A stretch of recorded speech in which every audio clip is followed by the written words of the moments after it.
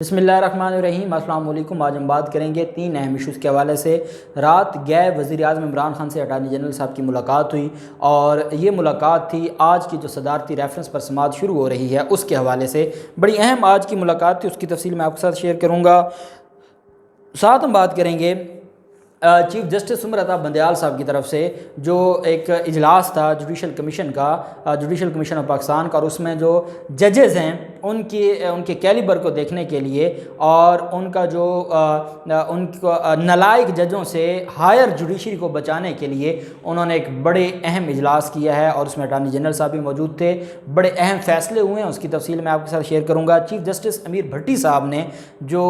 बड़ी कामयाबी हासिल की है, और अमीर भट्टी साहब ये जो केसेस थे मैंने ट्विटर पर अपने ट्विटर आईडी पर भी शेयर किया था, लेकिन अब उसकी मज़ीद डिटेल मेरे पास आई है तो मैंने चाहा कि आपके साथ शेयर करूं कि चीफ जस्टिस अमीर भट्टी साहब कैसे केसेस को लेकर चल रहे हैं, और वो भी मैं आपके साथ उनकी जो अचीवमेंट है वो मैं आपको बताऊंगा। पहले मैं आपको बताता चलूँ कि तहरीक अदम एतमाद के हवाले से कौमी असम्बली के स्पीकर की तरफ से ये स्टेटमेंट आई है और उन्होंने कहा है कि जो हमने इजलास बुला लिया है 25 मार्च को इजलास होगा और 7 दिन के अंदर अंदर फैसला हो जाएगा। 25 मार्च से 7 दिन के अंदर अंदर फैसला हो जाएगा। उन्होंने कहा कि मैं तहरीक अदम एतमाद में रुकावट नहीं बनूंगा, मेरा आइनी ओहदा है और मैं अपने ओहदे का हया करता हूं और मैं साबका हुकूमतों की तरह नहीं हूं कि उनका वज़ीर आज़म भी सुप्रीम कोर्ट में खड़ा होकर अपने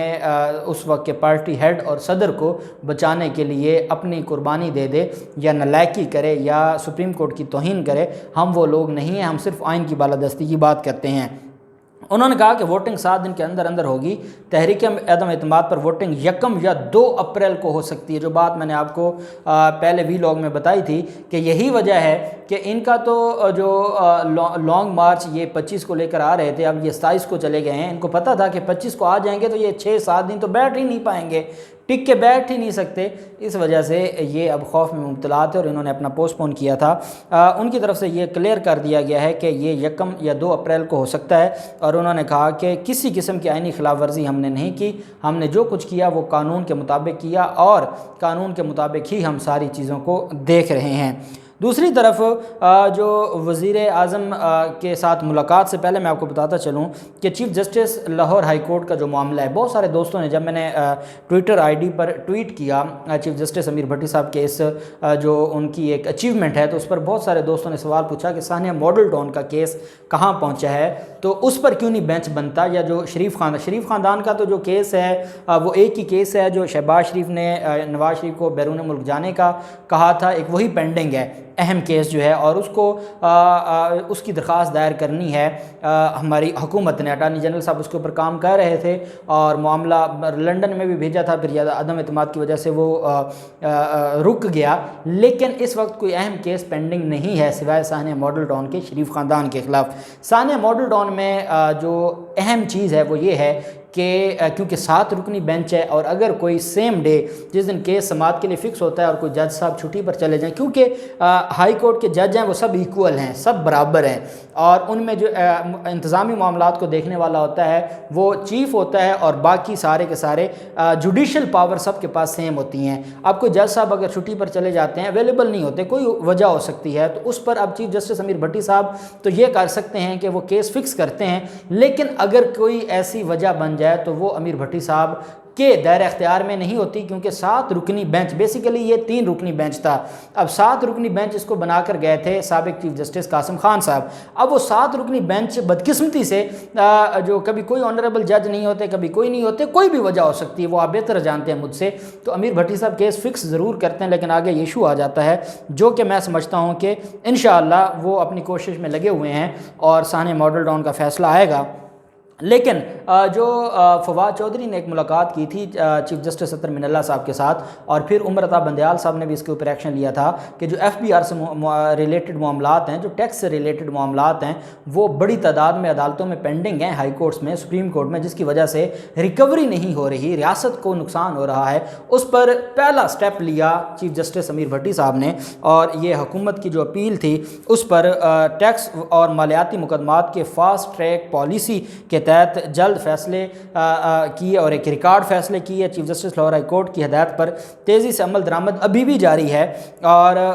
3 ہفتے قبل ٹیکس اور مالیاتی مقدمات کے جلد فیصلوں کے لیے عدالت عالیہ کے 4 سنگل بینچ اور 3 ڈویژن بینچ تشکیل دیے گئے تھے۔ سنگل اور ڈویژن بینچوں میں گزشتہ 2 ہفتوں کے دوران 1400 کے قریب مقدمات کے فیصلے کیے گئے جو ٹیکس سے ریلیٹڈ تھے، مالیاتی مقدمات اور FBR کے مقدمات تھے۔ جن لوگوں نے ٹیکس کو بچانے کے لیے سٹے لیا ہوا تھا، کسی نے FBR کے نوٹس کو چیلنج کیا ہوا تھا، تو ان چیزوں کے حوالے سے فیصلوں کی بدولت 91 ارب سے زائد کے ٹیکس اور مالیاتی معاملات کو ڈسپوز آف کیا ہے، نمٹانے میں مدد ملی ہے اور FBR کو اس کا ریلیف دیا گیا ہے اور ریاست کو ریلیف ملا ہے۔ لاہور ہائی کورٹ کے جسٹس شاہد جمیل خان کی سربراہی میں سنگل بینچ نے ریکارڈ 396 مقدمات کے فیصلے کیے۔ جسٹس ساجد محمود سیٹھی صاحب اور جسٹس عاصم حفیظ صاحب پر مشتمل بینچ نے 848 مقدمات کے فیصلے کیے۔ خصوصی بینچوں کی تشکیل سے اب سے 3 ہفتوں کے دوران مجموعی طور پر 1600 کے قریب مقدمات کے فیصلے ہو چکے ہیں۔ 105 ارب سے زائد مالیت کے مالی اور ٹیکس معاملات کو نمٹایا جا چکا ہے۔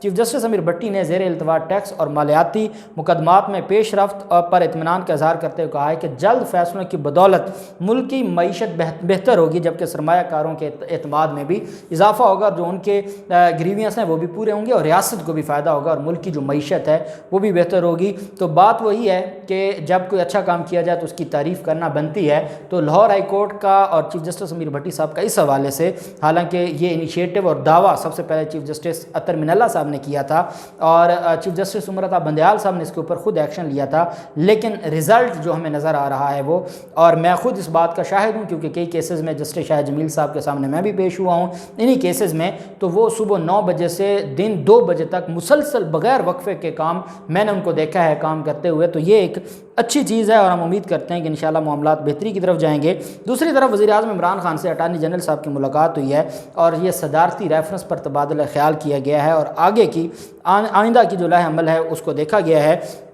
آئینی اور قانونی نکات پر بریفنگ دی ہے اٹارنی جنرل صاحب نے، اور اٹارنی جنرل صاحب نے وزیر اعظم عمران خان کو اعتماد میں لیا ہے جو اس دن وہ سٹیٹمنٹ دے کر آئے تھے، اور ساتھ وزیر اعظم کا شکریہ بھی ادا کیا ہے کہ آپ نے اپنا جو بطور پاکستان تحریک انصاف کے پارٹی ہیڈ آپ نے اپنے جلسے کا جو وینیو ہے اس کو بھی چینج کیا ہے، اور ساتھ وزیر اعظم عمران خان نے کہا کہ ہم نہیں چاہتے کہ آپ PTI کا موقف پیش کریں، ہم چاہتے ہیں ریاست کا موقف پیش ہو، ہم چاہتے ہیں کہ جس ہارس ٹریڈنگ کے لیے یہ آئین میں ترمیم کی گئی تھی، اگر اس آئین کی ترمیم میں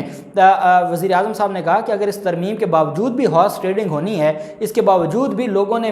پیسے لے کے ووٹ دینا ہے، تو پھر اس ترمیم کی کوئی سمجھ نہیں آتی، اس کی کوئی حیثیت نہیں رہتی، یہ تو ختم ہو جاتی ہے اس کی حیثیت۔ اس وجہ سے جو آنریبل اٹارنی جنرل صاحب ہیں انہوں نے کہا کہ اس مقدمے کو ہم بہتر انداز میں اٹارنی جنرل صاحب ریاست کو ریپریزنٹ کریں گے، صدر پاکستان کو پاکستان تحریک انصاف کو علی ظفر صاحب ریپریزنٹ کریں گے، اور باقی علی محمد خان صاحب ہیں اور جو باقی ہیں وہ سارے کے سارے اس معاملے کو دیکھیں گے۔ وزیر اعظم عمران خان نے کہا اٹارنی جنرل صاحب کو کہ مجھے اعتماد ہے اپنی ٹیم پر اور میں امید کرتا ہوں کہ سپریم کورٹ سے بہتر فیصلہ آئے گا۔ دوسری طرف چیف جسٹس عمر عطا بندیال صاحب نے جو معاملات ہیں، اور یہ سارے کے سارے وہ معاملات ہیں جو ہم دیکھتے ہیں کہ ججز کے حوالے سے ہیں، کیونکہ سینیورٹی کے حوالے سے یہ ایک اجلاس ہوا جوڈیشل کمیشن آف پاکستان کا، اس میں جسٹس مقبول باقر صاحب بھی تھے، جسٹس جو اٹارنی جنرل صاحب بھی تھے، اور پاکستان بار کونسل کا نمائندہ بھی موجود تھا، اور سابق جو اس کے اندر موجود تھے سابق جج سپریم کورٹ۔ یہ ایک فیصلوں کے لیے، کیونکہ 3 آنریبل ججز سپریم کورٹ کے ریٹائر ہو رہے ہیں، اسی طرح لاہور ہائی کورٹ کے 2022 میں کافی ججز نے ریٹائر ہونا ہے، اور بھی باقی کافی ساری چیزیں تھیں جن کو ڈسکس کیا جا رہا تھا اور جن پہ بات ہو رہی تھی، اور جو آنریبل عدالت ہے وہ یہ دیکھ رہی تھی، یا چیف جسٹس صاحب دیکھ رہے تھے کہ ہم ان معاملات کو کیسے نمٹائیں۔ چیف صاحب نے کہا کہ ہمیں یہ دیکھنا ہوگا کہ جو کیپیبلٹی ہے، کیپیسٹی ہے اور جو میرٹ ہے، ہم نے اس کو مد نظر رکھنا ہوگا۔ صرف سینیورٹی کو اگر ہم لے کے بیٹھے رہے تو کبھی بھی ہم لائق ججز کو نہیں لے کے آئیں گے۔ دوسرا انہوں نے کہا کہ ریکوائرمنٹ کو دیکھنا ہوگا۔ لاہور ہائی کورٹ میں اگر ہم دیکھتے ہیں کہ سول کیسز کو سننے والے 3 ججز تھے، ان میں سے 2 ریٹائر ہو گئے ہیں، وہاں پر جو پیور دیوانی مقدمات سننے والے جو ججز ہیں ان کی تعداد بہت کم ہے۔ اگر ہم نے لاہور ہائی کورٹ میں ججز کو تعینات کرنا ہے تو ہم دیکھیں گے کہ وہاں پریورٹی ہو سول کے جو